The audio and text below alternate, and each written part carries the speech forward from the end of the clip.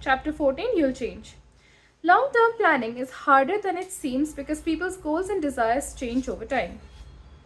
I grew up with a friend who came from neither privilege nor natural intellect, but it was the hardest working guy I knew. These people have a lot to teach because they have an unfiltered understanding of every inch of the road to success. His life's mission and dream as a teenager was to be a doctor. To say the odds were stacked against him is being charitable. No reasonable person at the time would consider it a possibility, but he pushed. And a decade older than his classmates, he eventually became a doctor. How much fulfillment comes from starting from nothing, bulldozing your way to the top of the medical school, and achieving one of the most noble profession against all odds? I spoke to him a few years ago. The conversation went like this. Me. Long time no talk. How you doing? Him. Awful career. Me. Haha, well. Him. Awful career, man. This went on for 10 minutes. The stress and hours had worn him to the ground. He seemed as disappointed in where he is today as he was driven toward where he wanted to be 15 years ago. An underpinning of psychology is that people are poor forecasters of their future selves. Imagining a goal is easy and fun. Imagining a goal in the context of the realistic life stresses that grow with competitive pursuits is something entirely different. This has a big impact on our ability to plan for future financial goals. Every 5-year-old boy wants to drive a tractor when they grow up. Few jobs look better in the eyes of a young boy whose idea of a good job begins and ends with vroom vroom, beep beep, big tractor, here I come. Then, when he grow up and realize that driving a tractor isn't the best career, maybe they want something more prestigious or lucrative. So as a teenager, they dream of being a lawyer. Now they know their plan is set. Law school and its costs, here we come. Then as a lawyer, they face such long working hours that they rarely see their families. So perhaps they take a lower paying job with flexible hours. Then they realize that childcare is so expensive that it consumes most of their paycheck and they opt to be a stay-at-home parent. This, they conclude, is finally the right choice. Then at age 70, they realize that a lifetime of staying home means they're unprepared to afford retirement. Many of us wind through life on a similar trajectory. Only 27% of college grads have a job related to their major, according to the Federal Reserve. 29% of stay-at-home parents have a college degree. Few likely regret their education, of course, but we acknowledge that a new parent in their 30s may think about life goals in a way their 18-year-old daughter self-making career goals would never imagine. Long-term financial planning is essential, but things change, both the world around you and your own goals and desires. It is one thing to say we don't know what the future holds. It's another to admit that you yourself don't know today what you will even want in the future. And the truth is, few of us do. It's hard to make enduring long-term decisions when your view of what you'll want in the future is likely to shift. The end of history illusion is what psychologists call the tendency for people to be keenly aware of how much they've changed in the past, but to underestimate how much their personalities, desires, and goals are likely to change in the future.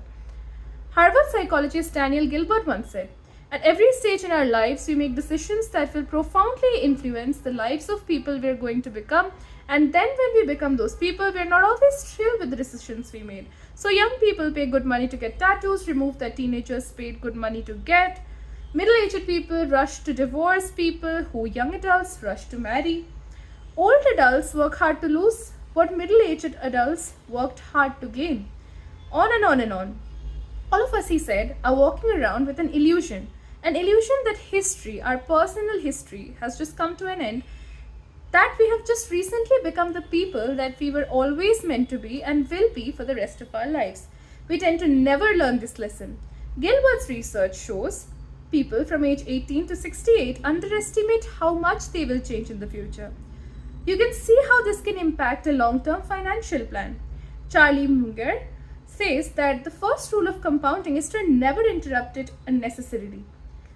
But how do you not interrupt a money plan, careers, investments, spending, budgeting, whatever, when you want out of life changes? It's hard. Part of the reason people like Ronald Reid, the wealthy janitor we met earlier in the book, and Warren Buffett become so successful is because they kept doing the same thing for decades on end, letting compounding run wild. But many of us evolve so much over a lifetime that we don't want to keep doing the same thing for decades or end, or anything close to it. So rather than one 80-year-old something lifespan, our money has perhaps four distinct 20-year blocks. I know young people who purposely live austere lives with little income and they're perfectly happy with it. Then there are those who work their tails off to pay for a life of luxury and they're perfectly happy with that. Both have risks. The former risks of being unprepared to raise a family or fund retirement, and the latter risks regret that you spent your youthful and healthy years in a cubicle. There is no easy solution to this problem. Tell a 5-year-old boy that he should be a lawyer instead of a tractor driver, and he will disagree with every cell in his body. But there are two things to keep in mind when making what you think are long-term decisions. We should avoid the extreme ends of financial planning. Assuming that you'll be happy with a very low income or choosing to work endless hours in pursuit of a high one increases the odds that you'll one day find yourself at a point of regret. The fuel of the end of history illusion is that people adapt to most circumstances, so the benefits of an extreme plan, the simplicity of having hardly anything, or the thrill of having almost everything wear off.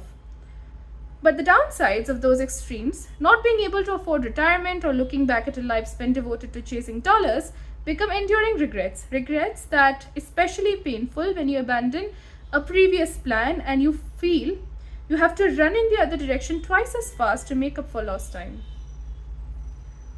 Compounding works best when you can give a plan years or decades to grow. This is true for not only savings but careers and relationships. Endurance is key.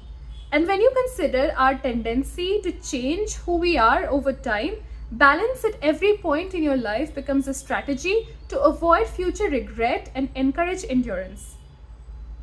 Aiming at every point in your working life to have moderate annual savings, moderate free time, no more than a moderate commute, and at least moderate time with your family increases the odds of being able to stick with a plan and avoid regret than if any one of those things fall to the extreme sides of the spectrum. We should also come to accept the reality of changing our minds.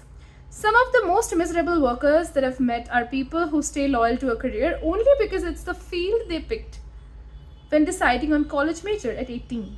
When you accept the end of history illusion, you realize that the odds of picking a job when you're not old enough to drink that you will still enjoy when you're old enough to qualify for the social security are low.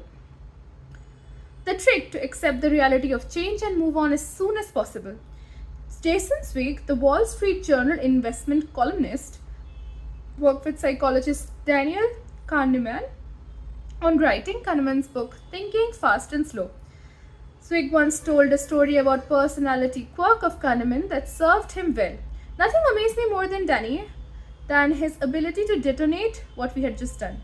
Zweig wrote, he and Kahneman could work endlessly on a chapter, but the next thing you know, Kahneman sends a version so utterly transformed that it's unrecognizable. It begins differently, it ends differently, it incorporates anecdotes and evidence that you would have never thought of.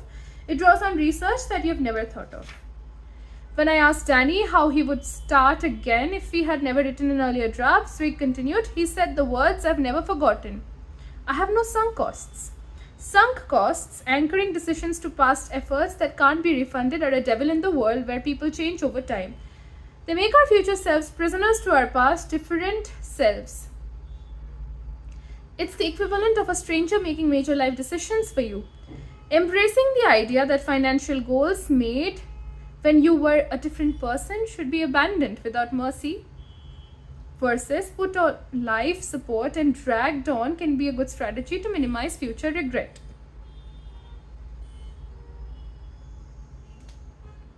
The quicker it's done, the sooner you can get back in compounding. Next, let's talk about compounding's price of admission. Thanks for watching. See you in the next one. Bye.